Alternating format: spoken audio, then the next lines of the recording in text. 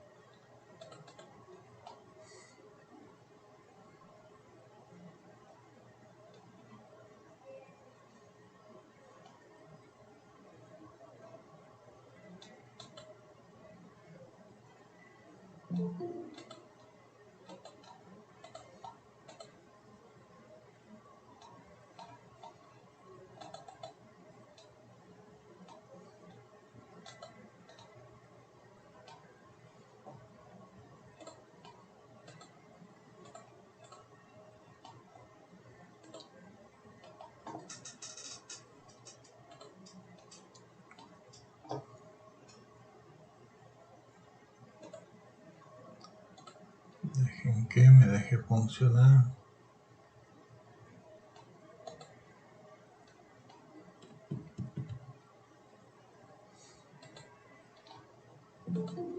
Es esto siempre. Ok. Bueno, ahí ya deben de estar viendo la pantalla de la presentación, si no me equivoco.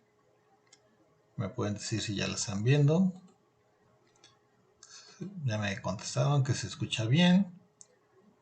Entonces vamos a comenzar, si les parece. Voy a estar revisando el chat. Si hay algún mensaje de algo que no se ve bien, que no se escuche, me lo escriben ahí en el chat o activan su micrófono y me dicen, y con gusto pongo atención a ver qué es lo que está pasando. Bueno, bienvenidas, muy buenas noches. Estamos ya iniciando nuestra tercera semana, ya vamos más para allá que para acá, ya vamos más de salida de nuestro módulo 2 en matemáticas y representaciones del sistema natural. Esta tercera semana, la sesión, pues el plan para esta sesión es darles la bienvenida, revisar los contenidos de la semana, ver qué actividades se tienen que realizar esta semana, cómo nos estamos comunicando, mis recomendaciones que les hago siempre para el trabajo en línea, y vamos a platicar un poco sobre las extensiones de entrega de trabajos que ya algunos han estado solicitando, y voy a resolver sus dudas y comentarios generales, ya sea sobre actividades integradoras, sobre el procedimiento, sobre las extensiones, sobre lo que quieran. Les puedo contestar ahorita de manera inmediata.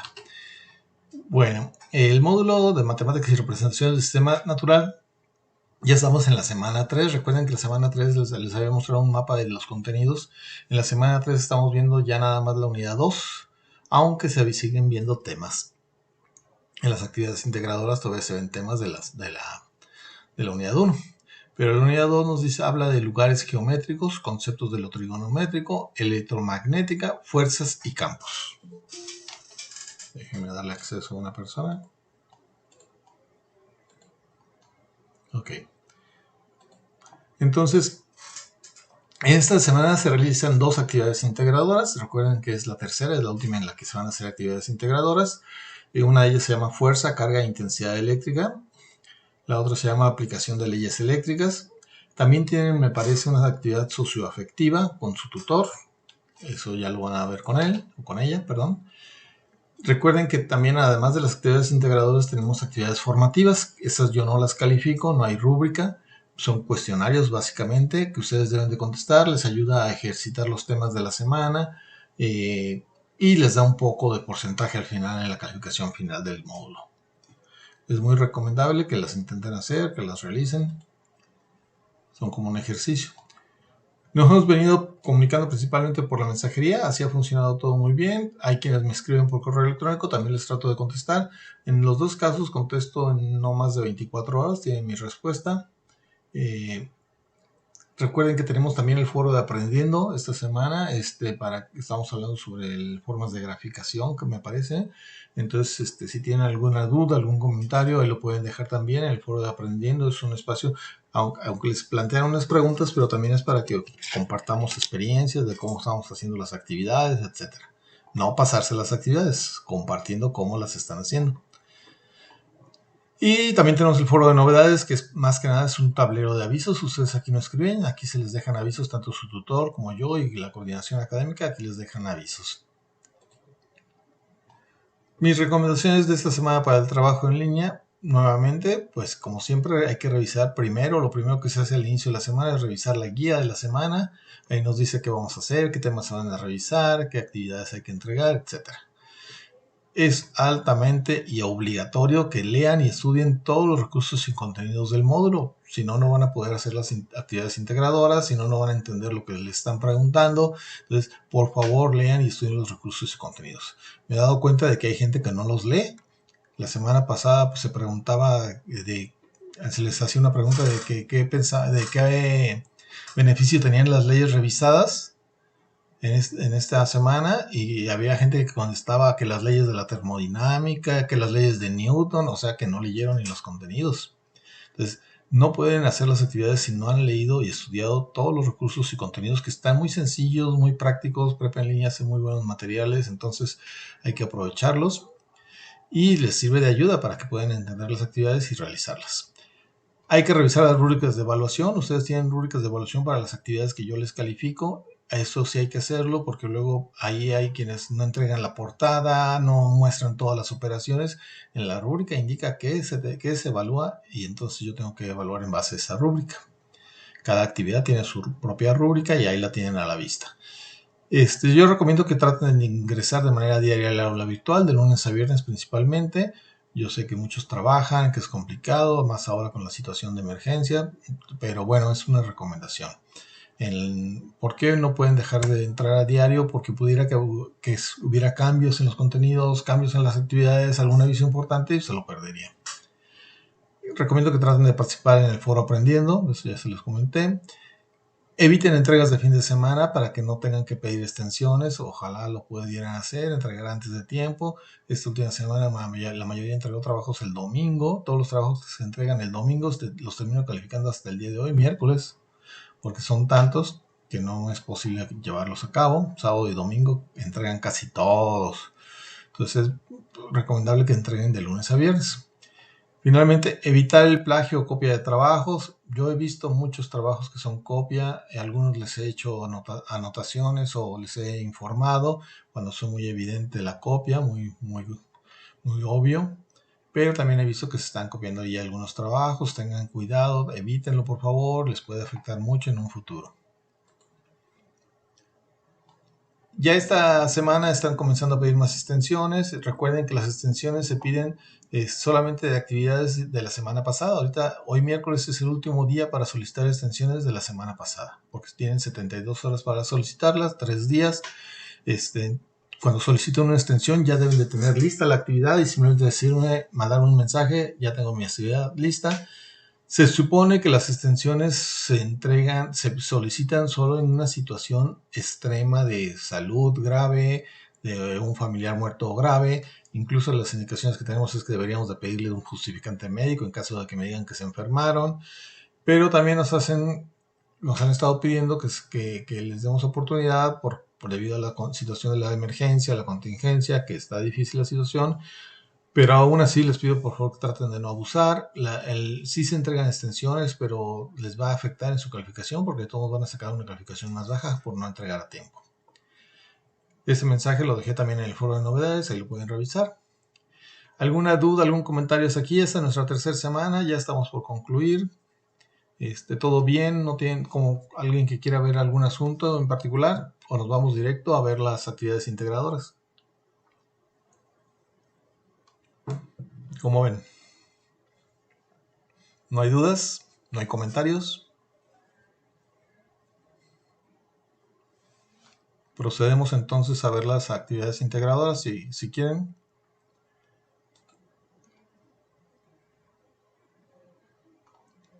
¿Me puede escribir alguien en el chat nada más para saber si se está escuchando y si se ve todo bien?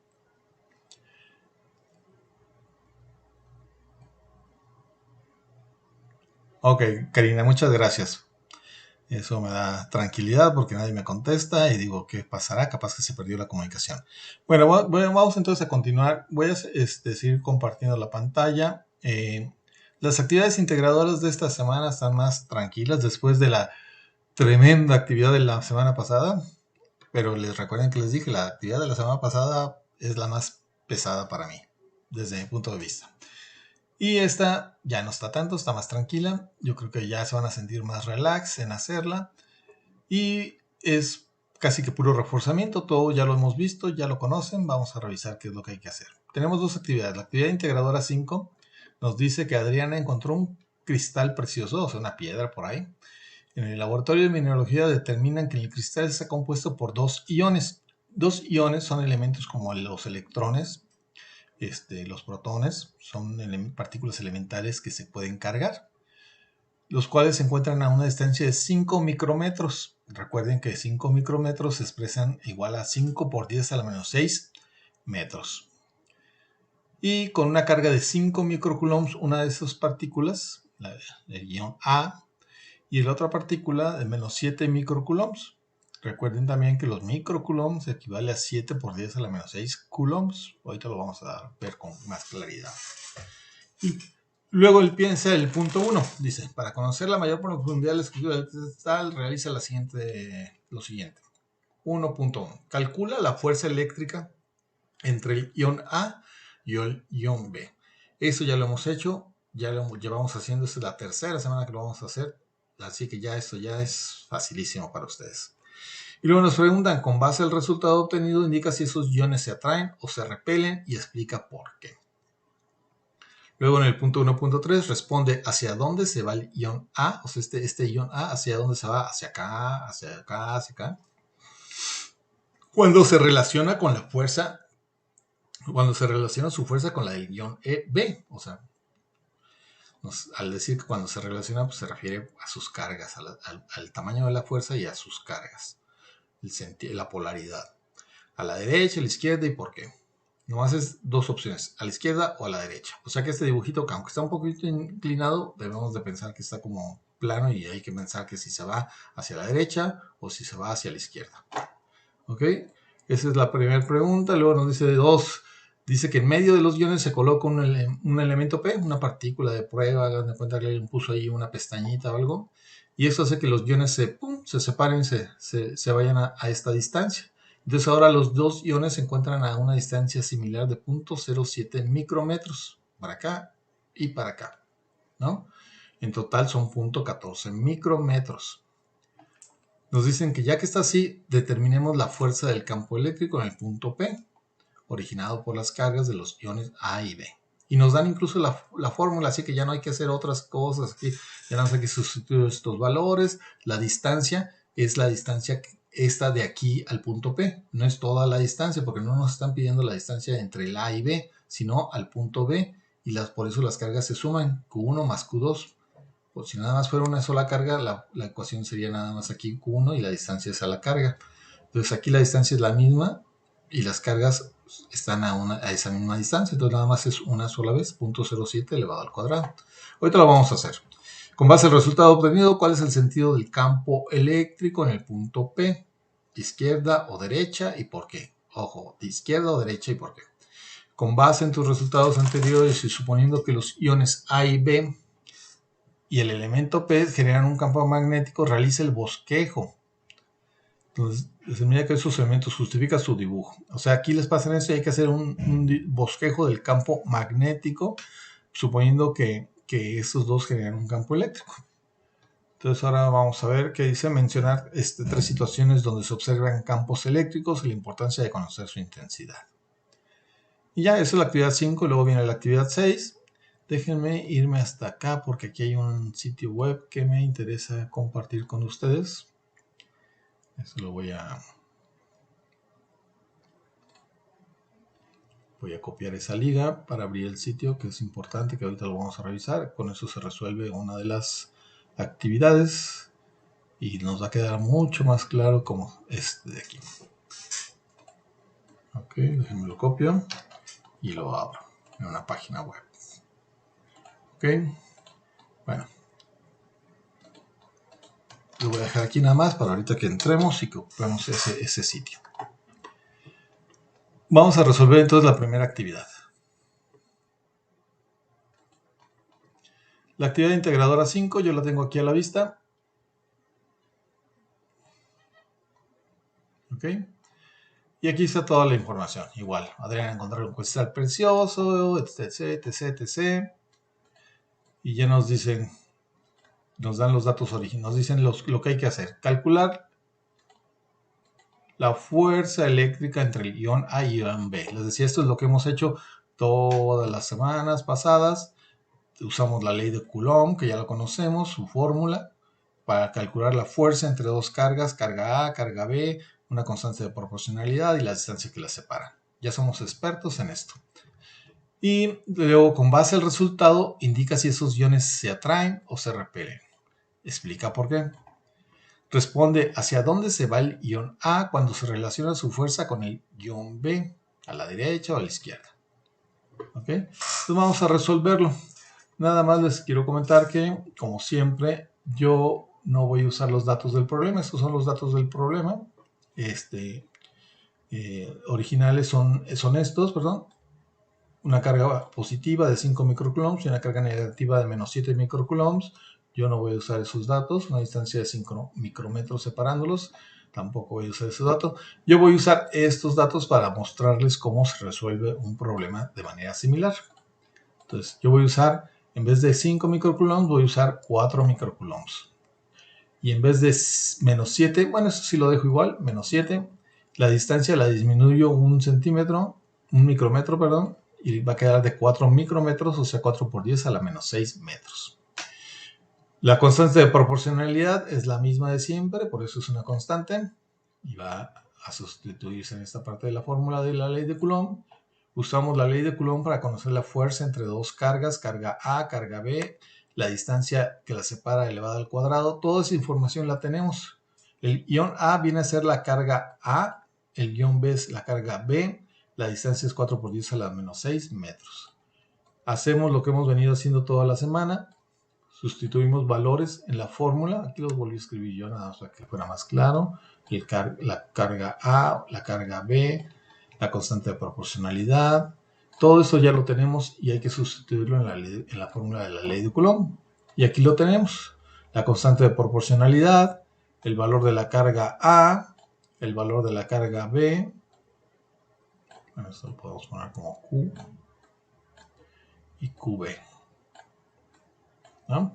Una es positiva, la otra es negativa. Abajo tenemos la distancia, que es 4 por 10 a la menos 6 metros. Todo está con sus unidades, así lo deben de escribir en su trabajo también. Luego hacen las operaciones, no nada más pongan ya el resultado aquí al final, no, tienen que escribir las operaciones. Lo primero que yo hago es multiplicarlos en la notación científica, los exponentes, que es 4 por 7, me da 28, aquí está el resultado. Los exponentes de la notación científica se suman, menos 6 más menos 6 nos da menos 12, aquí está. Esto elevado al cuadrado es multiplicar por sí mismo, entonces 4 por 4, 16. Y con la notación científica, pues también se suma, me da menos 12, ¿no? Aquí están ya mis cantidades en notación científica. Ahora voy a proceder a hacer la división.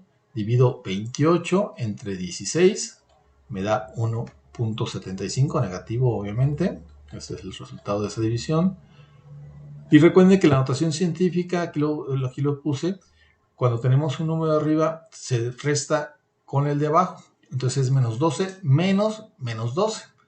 Este signo está multiplicando este signo, se convierte en positivo. Entonces en realidad vamos a sumar, nos va a dar que la notación científica se va a 0. El que se vaya a 0 quiere decir que podemos borrarla de una notación científica, ya no se ocupa y el valor es este.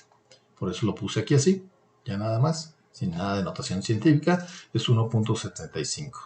Ya nada más multiplico 1.75 por 9. Se imaginan como si todavía estuviera la notación científica a 0. Los exponentes se suman, o sea, queda con 9 igual. Y este es el valor de la fuerza que me están pidiendo de A a B. entre los dos iones A y B. Es lo que hemos estado haciendo en la semana 1 y en la semana 2. Luego ustedes deben de contestar a las preguntas que les hacen. Con base al resultado obtenido, indica si estos iones se atraen o se repelen y explican por qué. Bueno, principalmente esos iones van a responder a la ley de los signos. Tenemos que uno es positivo, aquí se hagan de cuenta del ion A y el ion B. Son las partículas que están ahí pequeñas. Una es negativa, ya nos están diciendo, aquí su fuerza es negativa, su carga es negativa, y la otra es positiva. Por la ley de signos de carga contrario se atraen. O sea, este ion va a tender a irse a encontrar con el otro ion y este va a tender a irse hacia ese ion. Entonces, por eso es que los iones, esos cuando se atraen o se repelen, pues van a tender a juntarse. Ahí está parte de la respuesta. ¿Por qué? Pues por la ley de signos.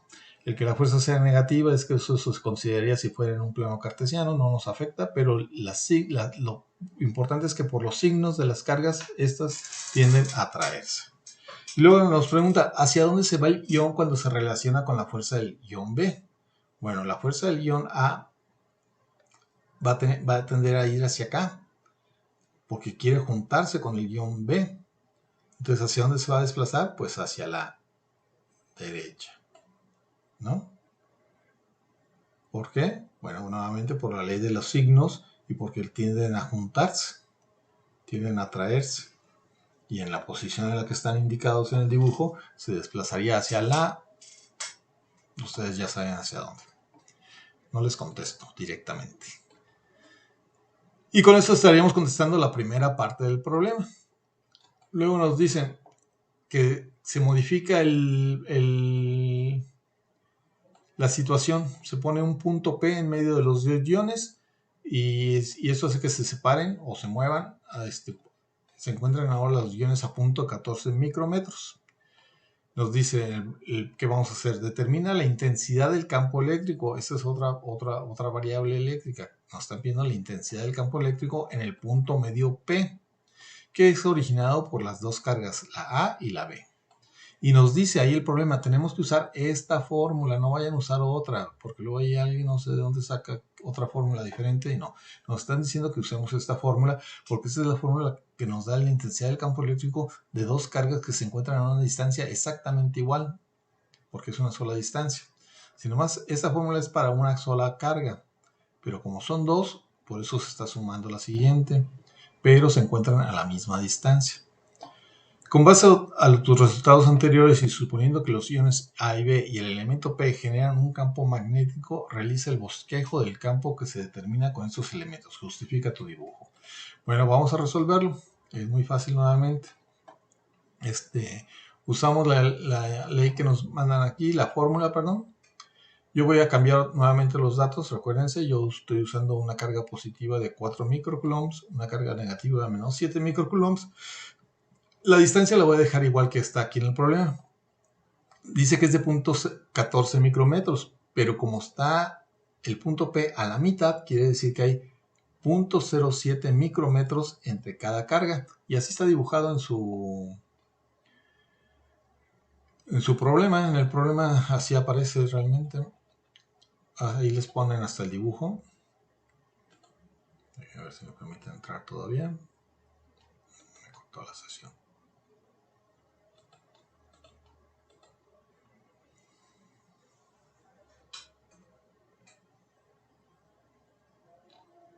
Ok, aquí está entonces.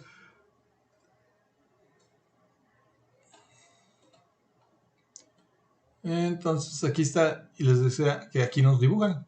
El punto P está a 0.07 micrómetros de A y el punto P está a 0.07 micrómetros de B. Les digo, esta es la distancia que vamos a usar en esta fórmula que nos están dando aquí. ¿Okay? Entonces, ¿cómo lo hacemos? Sustituimos valores y resolvemos igual como lo hemos venido haciendo. Yo aquí sustituyo el ion A, este es el valor del ion A, este es el valor del ion B. Ojo, recuerden que uno es negativo y el otro es positivo. Y aquí no se están multiplicando, se están sumando. ¿no? Cuando se suman, la notación científica queda igual y lo único que se suman son los números base. ¿Ok? Entonces, ¿cómo se realizan estas operaciones? En la parte de abajo voy a tener la distancia a la que se encuentra el punto P, a 0.07 micrómetros. ¿Ok? Y eso se va a elevar al cuadrado. Esto quedaría así ya con los datos completos y puedo empezar a hacer operaciones. Yo les digo, estos se suman, pero es negativo. Menos 7 más 4 en este ejemplo mío me va a dar menos 3. ¿Ok?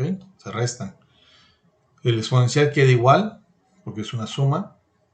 Ahora tengo que hacer estas operaciones. Yo tengo 0.07 por 10 a la menos 6 elevado al cuadrado. Esto lo multiplico por 0.07, me da 0.0049. El exponencial se suma, me da menos 12. Y ahora ya nada más yo tendría que hacer esas operaciones de aquí. Bueno, este 3 ahora sí está multiplicando a todo esto. Es 3 por 9, 27 en este caso. Ya nada más hago la división de este valor entre este. Y los exponenciales, recuerden, se restan. El de arriba menos el de abajo. Pero en este caso se transforma en positivo y me va a quedar una notación científica de 15. Y eliminando eliminando ¿cómo se llama? Las unidades, perdón. Aquí tengo 2 coulombs. Elimino con 1 coulomb acá, 1, y me queda nada más 1. Voy a tener metro cuadrado. Con metro cuadrado acá se va a eliminar. Y ya nada más me va a quedar la unidad de Newton sobre Coulomb, que es la unidad de intensidad del campo eléctrico. Eso es lo correcto. Entonces ya con eso habrán resuelto esa primera parte. Luego dice, con base al resultado, ¿cuál es el sentido del campo eléctrico en el punto P? ¿Izquierda o derecha y por qué? Para eso vamos a ver ahorita cómo resolver esa pregunta. Con base a los resultados anteriores, si suponían que los iones A y B y el elemento P generan un campo magnético, realiza el bosquejo del campo que se determinará con estos elementos. Justifica tu dibujo. Entonces yo aquí les hago así como, hagan de cuenta que este es el ion A o la partícula del ion A. Hagan de cuenta como si fuera un cable eléctrico a lo mejor. Y por aquí sale la energía eléctrica. Y este es el ion B. Si así fuera, esto generaría un campo de fuerzas eléctricas o magnéticas que van del ion A al ion B. Entonces este sale así, porque este es positivo. Y este es negativo. Aquí las fuerzas del campo eléctrico o campo magnético entran a la partícula. Entonces, si esto lo desplazamos hasta el punto P, donde está el punto P, vamos entonces a tener que aquí está el ion A, aquí está el ion B, aquí está el punto P. Aquí va a haber unas líneas de campo magnético que salen de la carga positiva y entran a la carga negativa. Pero muchas, así.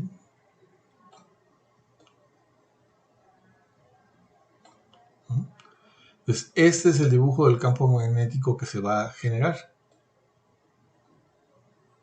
Entonces, cuando nos preguntan cuál es el sentido del campo eléctrico en el punto P, pues va a ser en este sentido, porque aquí está en medio de estas dos cargas que están generando una línea de campo magnético o campo eléctrico así. Entonces es en ese sentido. Izquierda o derecha es hacia la derecha. ¿Por qué? Bueno, porque así se están generando las líneas de campo magnético de una carga que es positiva, negativa y el punto P se encuentra en medio de ellos. Y les pide que hagan este bosquejo de este dibujo y justifiquen por qué. Van a explicar eso que les acabo de decir. Aquí yo tengo un simulador. Les voy a compartir la liga en el... Les voy a compartir la liga en el foro de novedades. Déjenme admitir a alguien que está tratando de entrar. Es la liga que les pasé ahorita. Y es un simulador precisamente de cargas y campos. Ustedes le dan clic aquí. Y miren qué bonito. Este simulador nos responde también a estas preguntas y lo podemos ver de manera interactiva. Vamos a simular. Este es nuestro espacio. Hagan de cuenta que tenemos un ion A positivo. Miren qué pasa cuando entonces yo dejo caer un ion de carga positiva en el espacio. Vean cómo están las líneas de carga o las líneas de fuerza del campo eléctrico. la carga positiva, salen. ¿Qué pasa con la carga negativa? Agarro una carga negativa y miren qué pasa. Todas las líneas entran a la carga negativa. Puedo usar puntos como un punto P, no pasa nada, es un punto estático, no hay nada ahí. Entonces, ¿qué pasa si pongo yo la carga positiva como de la del guión A y entonces pongo a su lado la carga negativa del guión B, así como lo tenemos en el problema? Bueno, lo podría poner hasta como está en el problema, un poco más arribita. Vean cómo entonces se dibuja el campo eléctrico, que sería igual al campo magnético, y entonces podemos ver, incluso lo podríamos mover. Miren cómo se van moviendo las líneas de fuerza, o las líneas de fuerza del campo eléctrico o el campo magnético. ¿Ven? Entonces, así sería el dibujo del campo eléctrico y campo magnético de los iones A y B. ¿Qué pasa en el punto P? Si yo coloco un punto P en medio de ellos, miren qué pasa. Ahí está.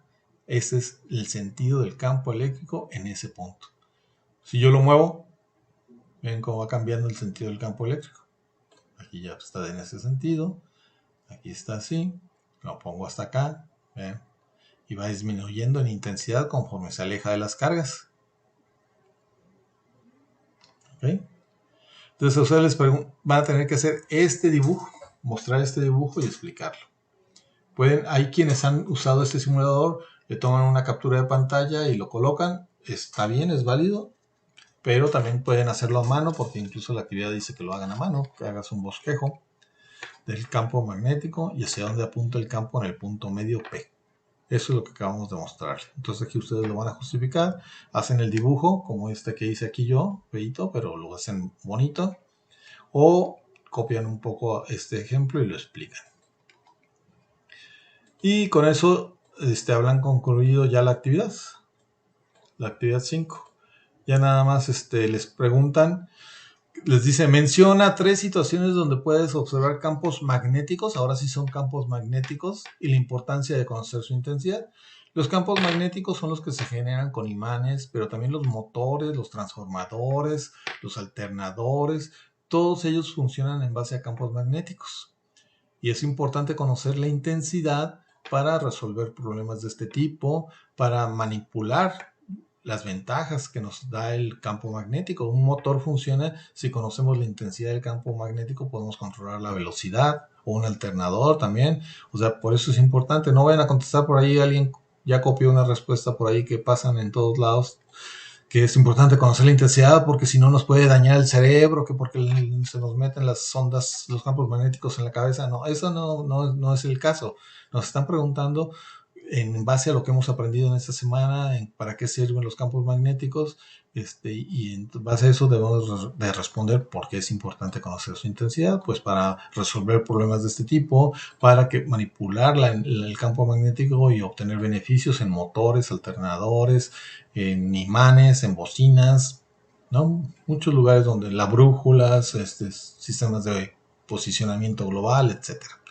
Guardan su documento, que debe ser un documento de Word, y lo envían. Eso sería todo de esta primera actividad. ¿Alguna duda, algún comentario? Si no hay dudas, pasamos a revisar la actividad 6.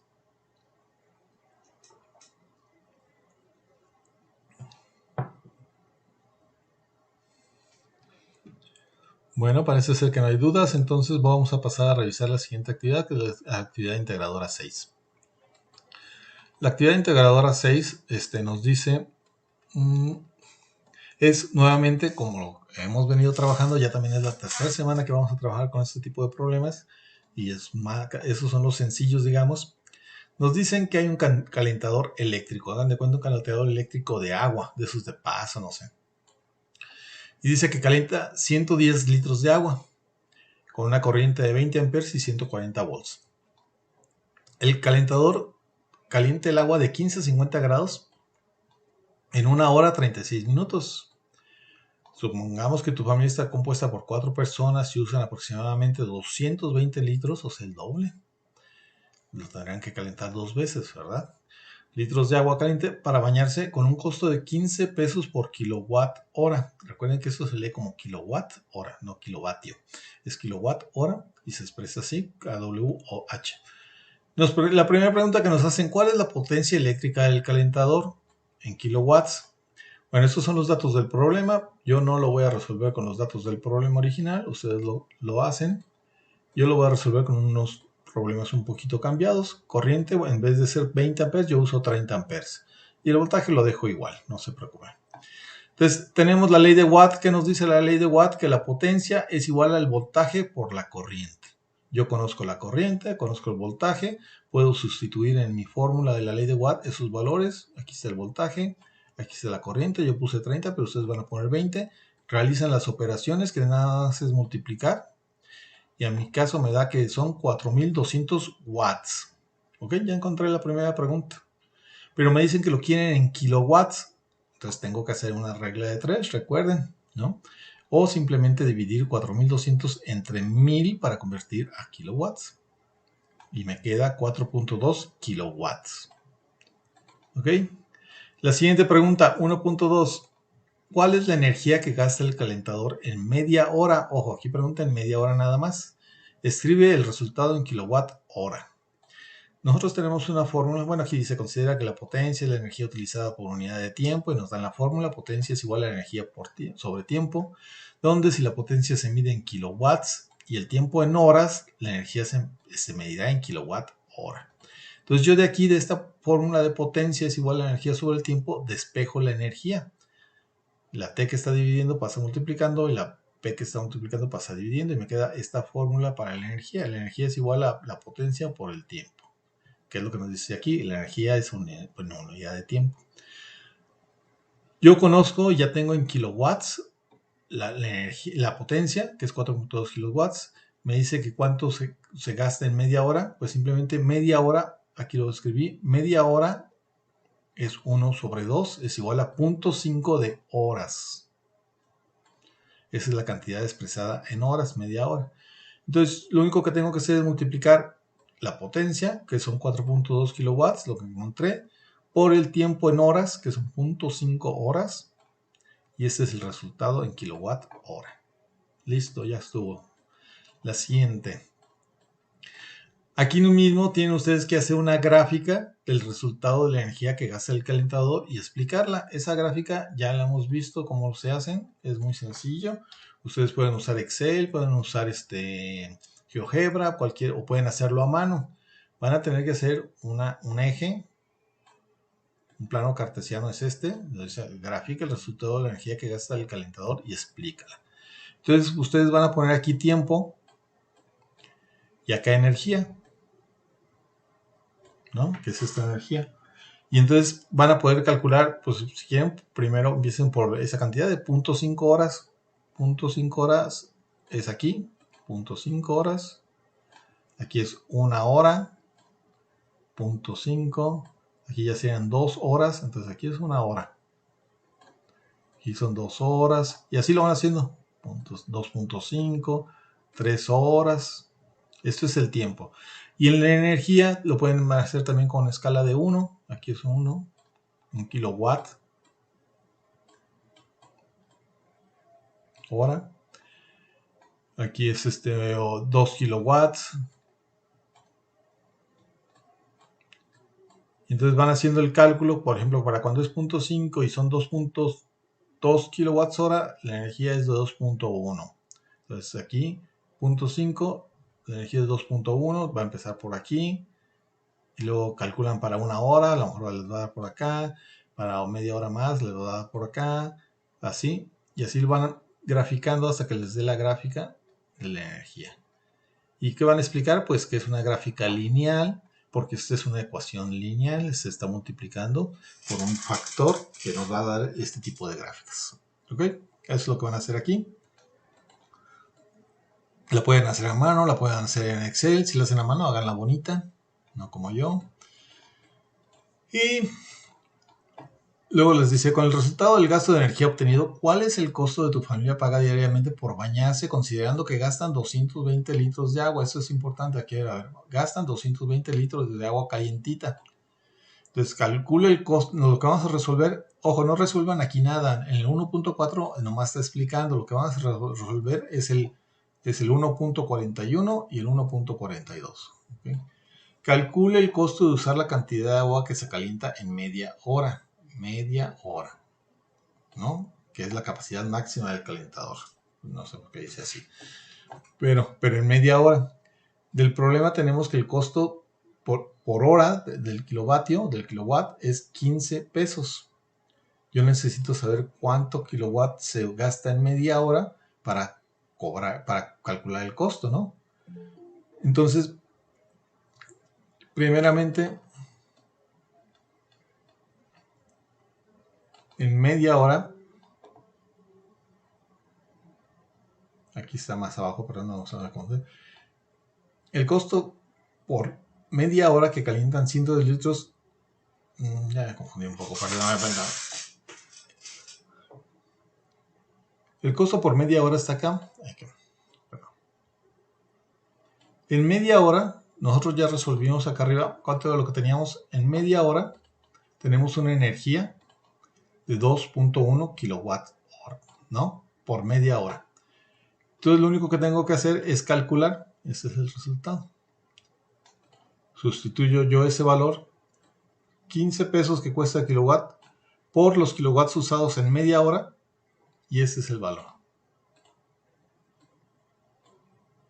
¿no? Ese es el 1.4. ¿Ok? Ese es el valor correcto. Y ya está resuelto el 1.4. Este es el 1.42. Nos dice ahora, ¿cuánto pagan por 220 litros de agua caliente? Acá nada nos fue por media hora, pero ahora nos dicen por 220 litros de agua caliente. Aquí hay que tener cuidado nada más. Es donde hago yo la explicación. Este es el 1.42. Tenemos que para calentar 110 litros nos dice el problema que se utiliza 1 hora 36 minutos. Para la media hora nomás subimos 2.1 kilowatts. Entonces, el costo por media hora es este de acá, perdón. Es esto, eso es. Para 220 litros se ocupa el doble de 110. Para calentar 110 toma 1 hora 36 minutos. 1 hora 36 minutos equivale a 1.6 horas. ¿Cómo lo hice eso? 1 hora equivale a 60 minutos. Los 36 minutos adicionales, ¿a cuánto vale? Hago una regla de 3, multiplico este por este y divido entre este. O sea, en realidad nada, divido entre 60, 36 entre 60 y me va a dar 0.6. Entonces, por eso lo que se usa, 1 hora 36 minutos equivale a decir 1.6 horas, ¿no? Pero 1.6 horas me toma calentar 110 litros. Y la pregunta es, ¿cuánto me va a costar por 220 litros? O sea, el doble. Entonces yo tengo que multiplicar este tiempo por 2, porque en realidad me va a tomar el doble de tiempo. Y eso es 3.2 horas. Quiere decir que para calentar 220 litros ocupo 3.2 horas. Necesito encontrar la energía que se gasta en esas 3.2 horas. Eso lo hago multiplicando la energía, la potencia del calentador, esa es la potencia del calentador, por el tiempo, y obtengo la energía en kilowatt hora, que es esta, 13.44 kilowatt hora.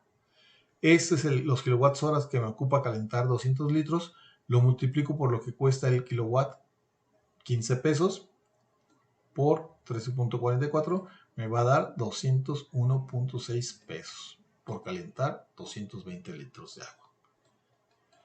Y con esto acabamos todo lo del calentador. Ya después nos preguntan otra cosa, ya sobre la ley de Ohm. Si la resistencia del calentador se avería, ¿qué valor debería tener la resistencia para que funcione a una capacidad de 220 litros? Ojo aquí también, porque aquí es donde se confunden muchos. Si estamos diciendo que funciona a una capacidad de 220 litros, quiere decir que debe ser el doble. O sea que la potencia que es para 110 litros, que yo encontré, que era para mi caso este valor, ocupo que sea el doble. Entonces yo la necesito multiplicar la potencia por 2. Esto es para 110 litros, esto va a ser potencia para 220 litros.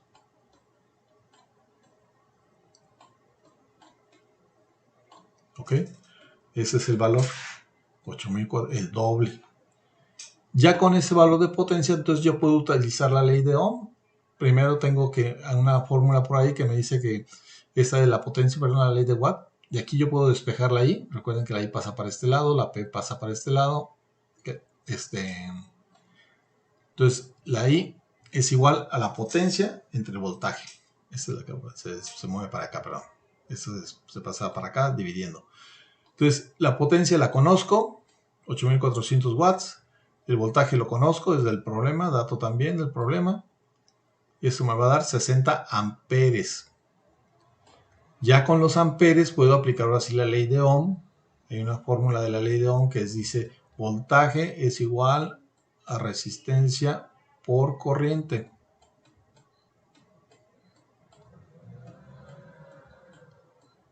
Yo quiero encontrar el valor de R. Esta corriente pasa que está multiplicando, pasa dividiendo, y entonces me va a quedar esta fórmula. Resistencia es igual a voltaje sobre la corriente. Conozco el voltaje, conozco la corriente que encontré.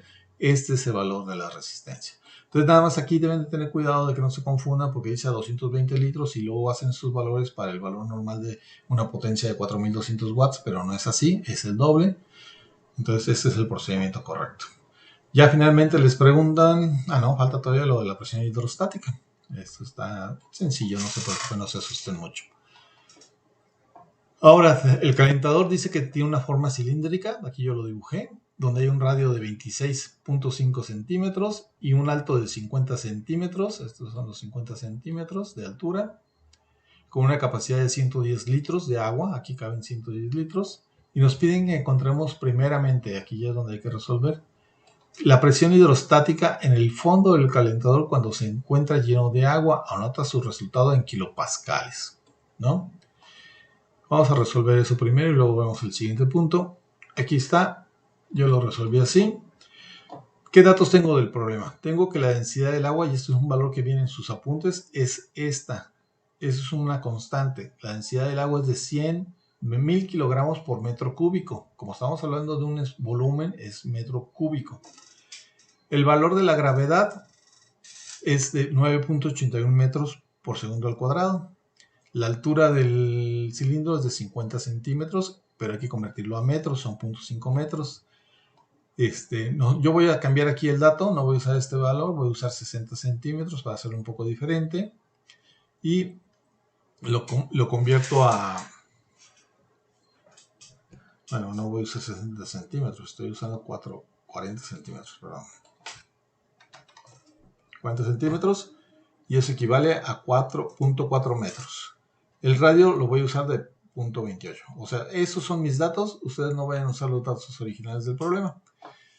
Tenemos la fórmula para encontrar la presión hidrostática, que nos dice que es esta, que es la densidad del agua. Esa letrita es una letrita P así más estilizada, es la densidad del agua. Esta es la gravedad y esta es la altura. Se multiplican esos tres elementos, la densidad, la gravedad y la altura, y nos da la presión hidrostática. La altura es lo que contiene de líquido. Entonces aquí yo ya lo hice. Pongo primero la presión hidrostática, 1000 kilogramos sobre el metro cúbico. Luego viene la gravedad, que es 9. Esto es una constante, ya la hemos visto en las leyes de Newton. 9.81 metros sobre segundo al cuadrado. Y finalmente la altura del cilindro, 0.4 metros. Multiplico estos valores y voy a tener 3.924 pascales. Aquí metros se elimina, nos queda un solo metro al cuadrado, y esa unidad equivale a pascales, ya está en pascales, ¿no? Pero me lo están pidiendo en kilopascales. Recuerden que para encontrar en kilopascales se divide entre 1000 y me va a quedar ya en kilopascales. Y ya, está resuelto el problema. Digo, nomás es aplicar esta fórmula usando los valores del problema. Y nomás necesito, ¿qué datos necesito? La densidad del agua, que es aquí está, la gravedad y la altura.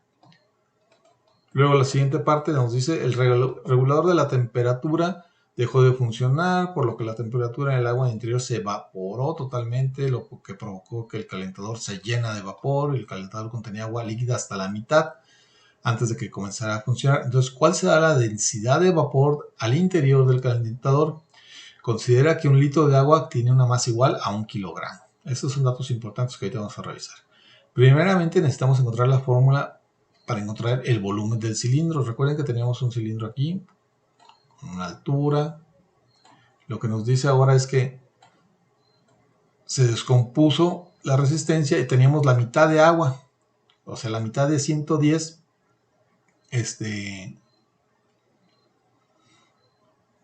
porque el calentador es de 110 litros. Sí, dice que 110 litros de agua. Y aquí nos dice que el calentador dejó de funcionar. El calentador contenía agua líquida hasta la mitad, entonces tiene 55 litros. 55 litros de agua. Pero aquí mismo el problema nos dice que 1 litro de agua es igual a 1 kilogramo en masa. Entonces, aquí yo lo puse acá. ¿Cuánta agua teníamos? La cantidad era de 110 litros entre 2, era 55 litros. Pero 55 litros equivalen a 55 kilogramos en masa. Entonces, yo voy a usar la fórmula primero para encontrar el volumen del cilindro, porque necesito saber cuánto volumen ocupa. Hay una fórmula que nos dice que es el volumen de un cilindro, es el pi, la constante pi, por el radio al cuadrado por la altura. El radio es la cantidad que les indica ahí en el problema. Yo estoy usando 28 centímetros o 0.28 metros. La altura yo estoy usando 60 centímetros, ustedes tienen 50 centímetros, esa es la altura del calentador. Y aquí estoy usando 60 centímetros. 0.28. Entonces simplemente sustituyo en esta fórmula, aquí está sustituido, el valor de pi, el radio al cuadrado y la altura. Y obtengo un volumen en metro cúbico de 1.1477. Ya que conozco el volumen, aplico la fórmula para encontrar la densidad del vapor, que es masa sobre volumen. Aquí la tengo, la fórmula. Masa sobre volumen.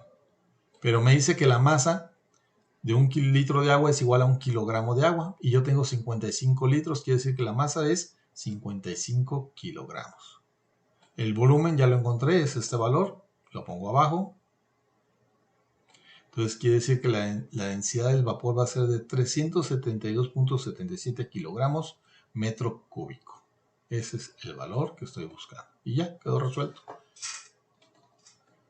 Finalmente van a contestar estas dos preguntas. ¿Qué ley aplica en el funcionamiento del calentador y por qué? Ojo, no se confundan.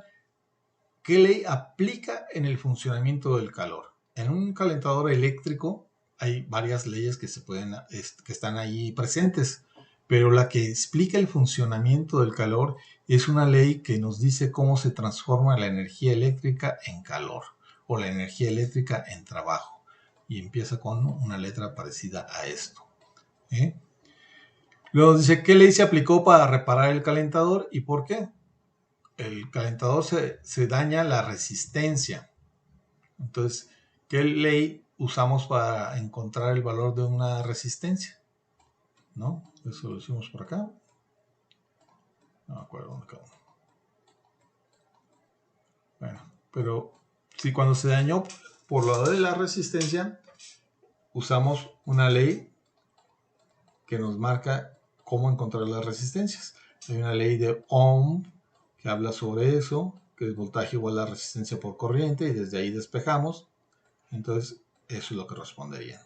¿Ok? Y con eso ya estaría terminada la actividad. No sé si tengan alguna duda, algún comentario. Por mi parte sería todo. Déjenme dejar de compartir e irme a revisar si tienen alguna duda, algún comentario.